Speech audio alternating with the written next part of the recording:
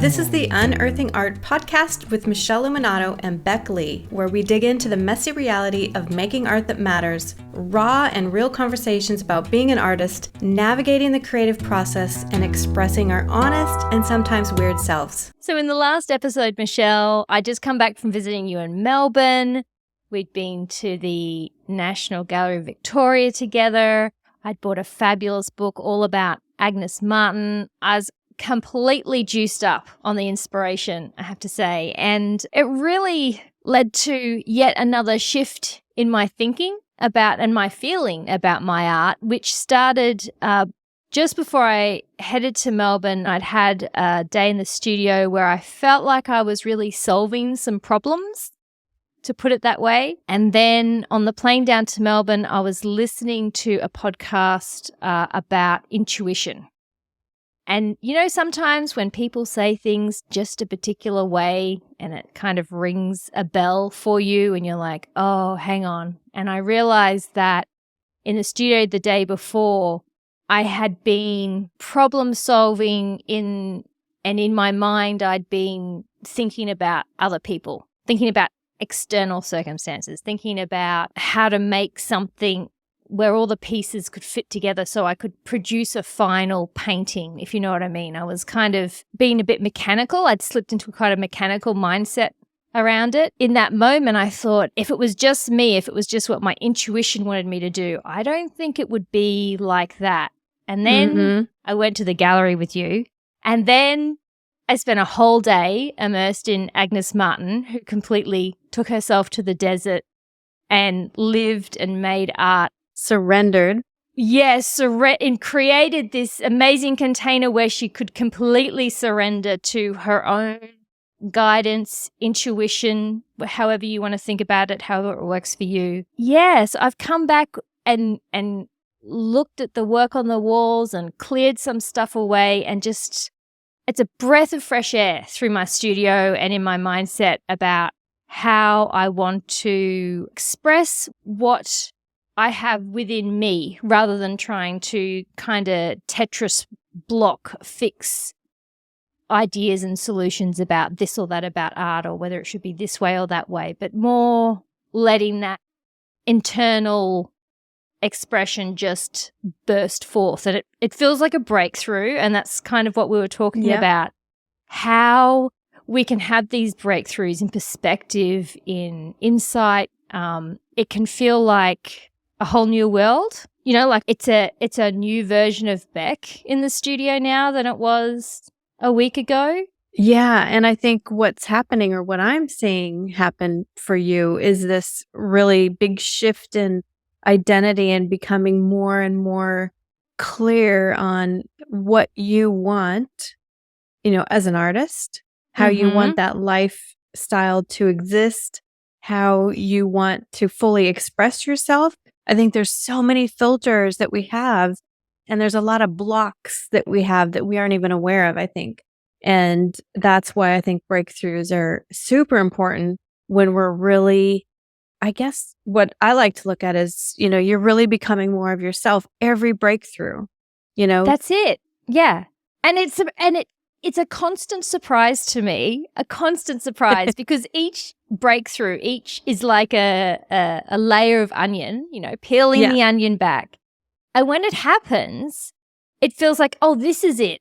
This is the center of the onion now. There can't be any more layers past this. And I swear I thought that like a year ago, thought that 6 months ago, and I'm sure I've talked about feeling that way on this podcast 7 episodes back or something. Like a few months ago, I had what felt like a real shedding, that felt like I'd really broken through something. And I think, oh, it can't be any more than this. And then it breaks open again, and it feels wonderful. Not that it's a bad thing. It's just that, oh, there are always more layers to go down. And I think you're right about, if I went back 4 years, 6 years, 2 years, whatever it is, if you go back to who you were at that time and what your perspective was, if I had tried to make a big leap to now from then, it wouldn't have been possible, because I needed to go through those iterations. You need to discover. You can't just import something. Someone can't just tell you, okay, be this way. You can be completely free, Beck. Go for it. The person and the art yes, I that love I that. thought was being completely free then is just completely different now. It blows my mind, honestly. Yeah. And I think that's the part that I'd love to dig deeper in today, because I think that when we think of a breakthrough, we think it's like one big kaboom, you know? Mhm. And I just don't see it like that at all. I see it really differently. I see it as really intentionally designing breakthroughs that will help you right now due to the next step. Because again, we have these identities that we want. Beck wants to be completely free, as you can hear, like free, no outside influence filtering what she puts out there. Am I correct about that? Yeah. And yet there's all these things that come up that don't allow that for that to happen automatically. Like it's not completely automatic in the way that Beck wants to experience it. But if I say, a year ago, which I probably did, just be free, Beck. Just let it go. Like it's a process, really, isn't it? It really is. In order to achieve what we want to achieve, which really is an identity shift, yes, at a cellular level, I believe, we also have to be open to designing breakthroughs. You can't just wish, I wish this would happen. It's got to be more intentional than that, I think. And I think that it's easy to also feel like it's not possible because it feels so far. I mean, I'll give you an example. I was speaking to my son last weekend after a soccer game, and he was really disappointed because he's been pretty good at soccer. And he recently, over the last year, has really been in a higher level soccer team, as in like he's playing with better players. The self-confidence has gone down, not up. Yeah. And he was on the field and he was doing this thing. And so afterwards I was like, how come you didn't go and get it back from him? Like, why did you not go get the ball back? And in that split moment, I was like, oh, he doesn't believe he can actually get it back. That's why he didn't do it. And as artists, I think we have that same thing come up for us. Like, we don't go into the studio to tackle it again sometimes because we don't believe it's possible. And, so there's all this stuff that comes up that we have to really start intentionally designing breakthroughs that help us overcome those things. So you can imagine that I'm working with my son now on like, what's it going to take to actually face that fear that you don't believe in yourself like you used to, That is an excellent example, and I think so applies in the art space as well, because when you talk about, shifting identity at a cellular level, it's so, I don't think we necessarily always make that connection that when you talk about your identity, that includes subconscious stories. Okay. So when we talk about, Beck wanting to be as free as she possibly can, or any artist wanting to be as free as they possibly can, go, yeah, I'm being free.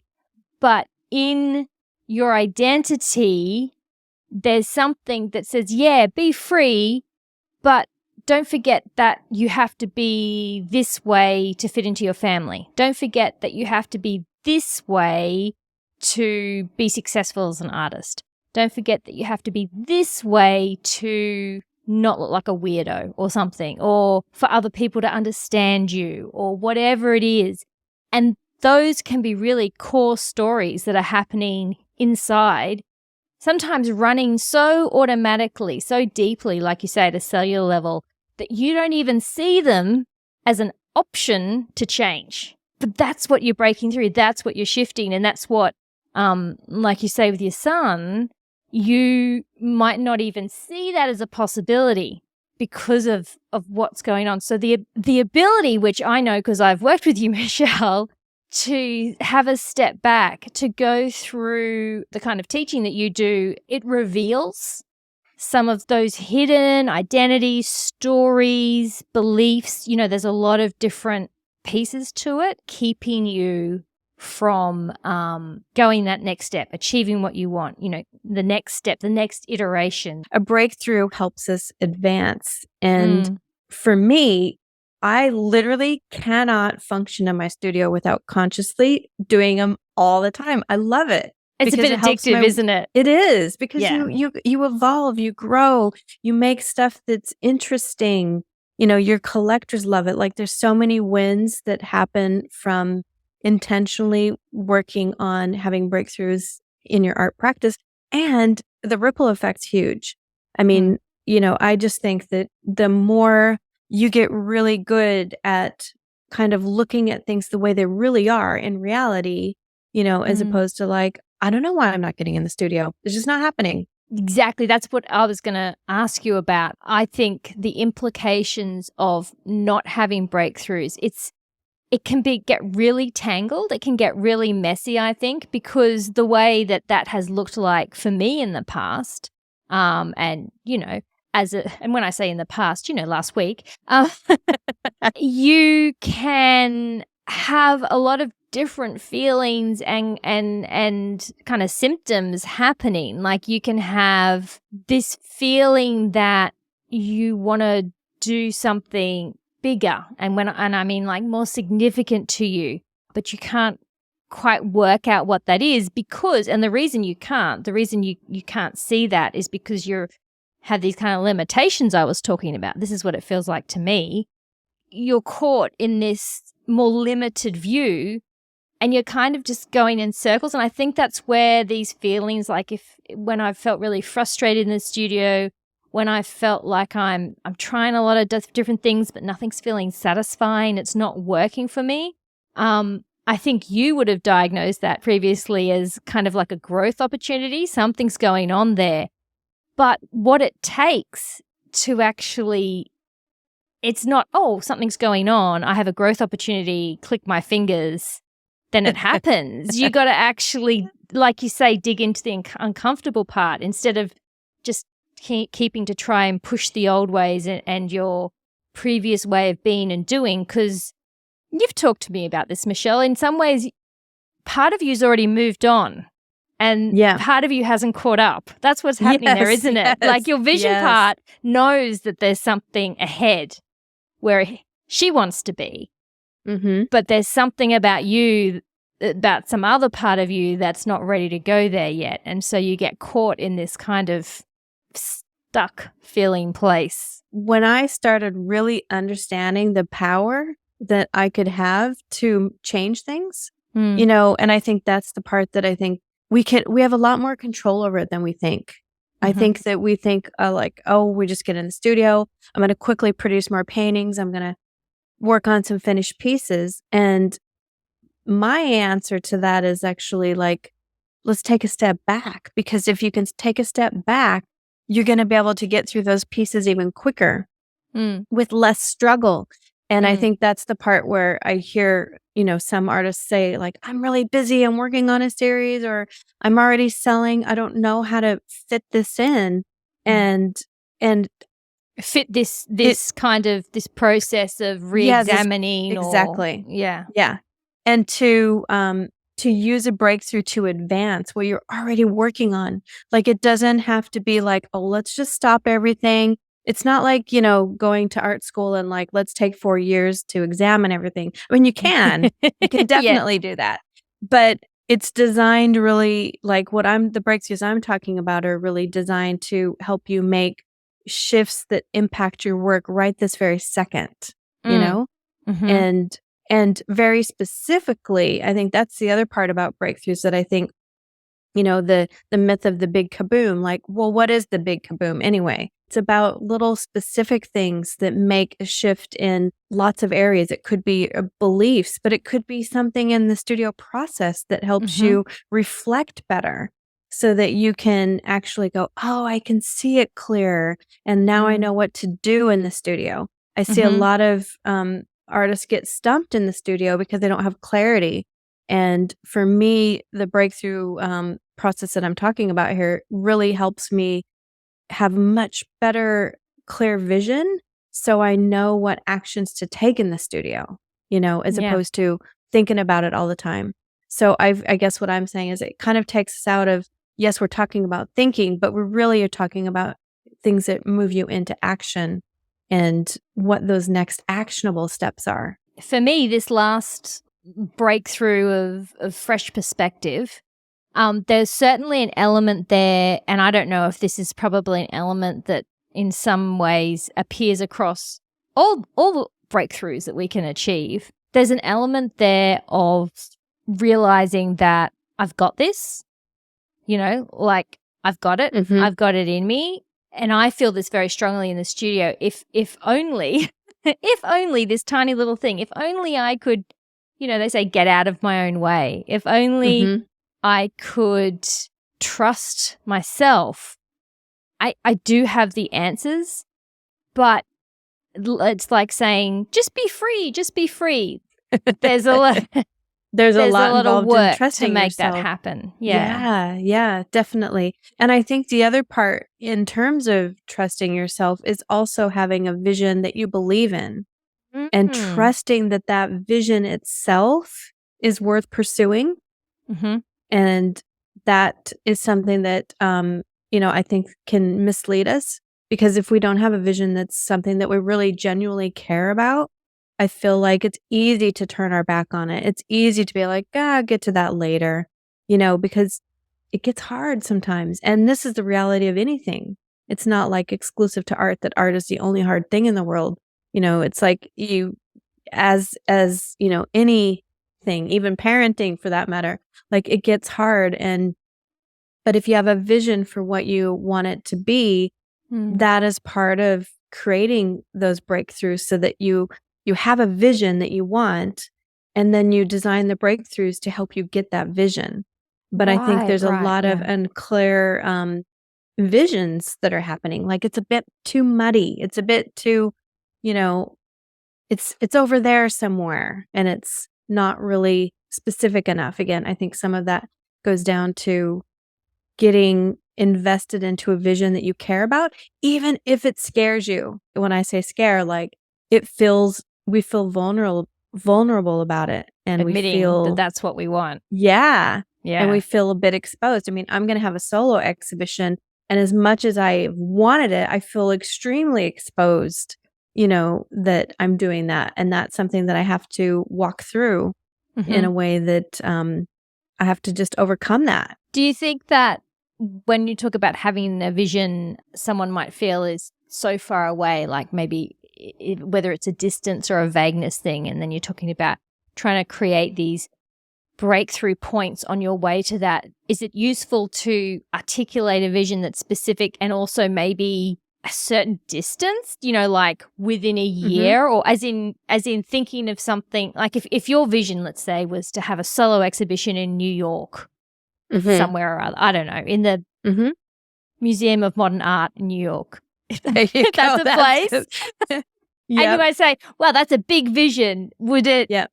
Would you think that in terms of designing those steps forward that you might start with, say, the National Gallery of Victoria or something? I don't know. Do you bring it back a little bit, or do you just... I mean, I think it really does depend on, where you're at and what you want. But I think that a lot of people, and I'm saying this for myself, like we're scared to say what we really want. So go for that New York museum. Go for that first. First, we need to actually decide what do we actually care about?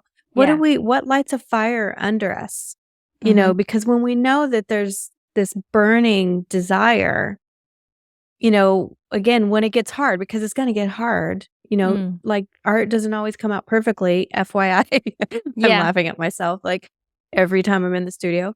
But we have to care about the dream big enough, in a bigger way, so that we can work towards understanding what it's going to take to get there. Yeah. Because I think we don't, like, we're like, oh, that's too big, that's too hard, as opposed to like, no, just put a stake in the ground. The how's going to reveal itself if we can really look at it for the way it really is and say, well, I'm here, over here. Me and MoMA next year, maybe not. Could take a little more work than that. Yeah. So, but it's like, okay, well, where am I? What is my next, year step, my next 2 years step, my next 3 year steps, like on that path. Yeah. Yeah. And really looking at it. And this is why I'm such a big fan of doing breakthroughs in your studio on a regular basis and designing those intentionally, because it's not like you're going to be able to just pull yourself aside for a couple years and say, all right, you know what? We're going to have like 2 years of breakthroughs and then we're going to get into MoMA.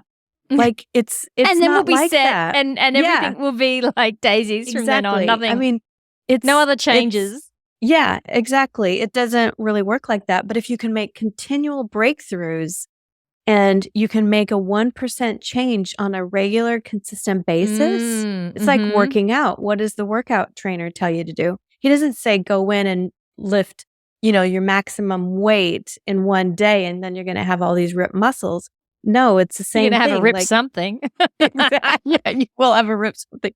So it's consistency and small steps, that make someone, super healthy and strong. I watch my husband. He's my role model. He's very consistent in his workouts. And it's the consistency that in my workouts that are the problem. Yeah. And it's the same thing in the studio. The more I'm consistent about doing breakthroughs and just literally designing them, inserting them on a regular basis, the better my work gets. It seems really simple, from a like big picture down, but it is the thing that's working. What I love about that as well is that you're talking about being consistent and consistently innovative. So when we think about being consistent with workouts and that kind of thing, we can think, like it's boring, like it's showing up and doing the same treadmill over and over again. But as you've told us and again that curiosity and surprise are big drivers for you, and what you love consistently in the studio is to be surprised. You're consistent in seeking out something new, something that's a step forward, something that's a growth forward. And going back to that vision idea as well, it occurred to me that you're saying, we need to face the reality in a way, because that part of us that we were talking about who's already at MoMA, like she's already standing in the room, seeing the paintings on the wall. If the other part of you that is afraid, that is feeling more limited, that is convinced that that's not possible, is unwilling to kind of say that out loud and admit it, you're kind of split. Like she's not coming back from MoMA. She's over there. She's gone. And she's not working with you anymore because you're not kind of engaged. So it's kind of an integration, isn't it? It's getting getting all your artist parts and artist selves excited, like you say, with a fire to show up and do the more challenging work, but be really excited about it. Yeah, be excited. And I think the other part is like, I know this sounds like it's a lot of work because we're talking about words like consistency and, and do the work, but it can be really playful. It can be really fun. And when I was listening to you describe myself in the studio, and I'm thinking, how would I go into the studio and not play? What would that look like?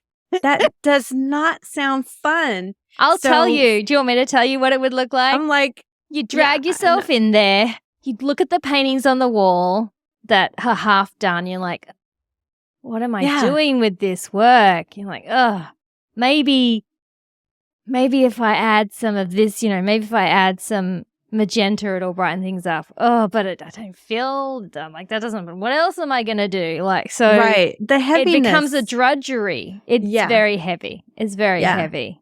Yeah. And trust me, I've been there as well. So don't think like this is like, this is Michelle's like day one mindset. Like that's an illusion. This is Michele the person left out of bed one day and is like, I'm going to begin to paint and I will be entirely inspired by perfect surprise right from the beginning. No.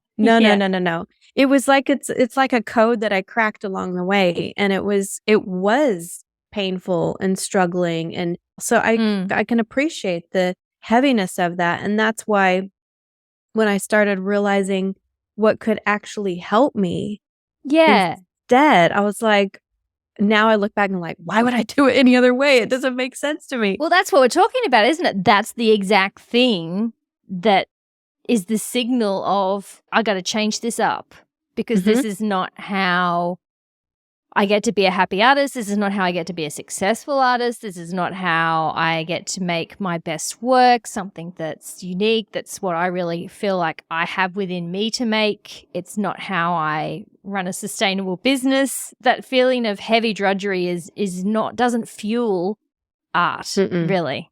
No.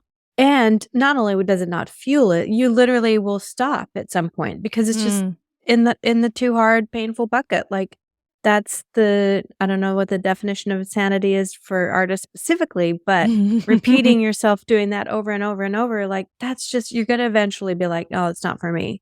Because why would you? I mean, anyone who's struggling, and it's painful, like, you just will start to avoid it completely.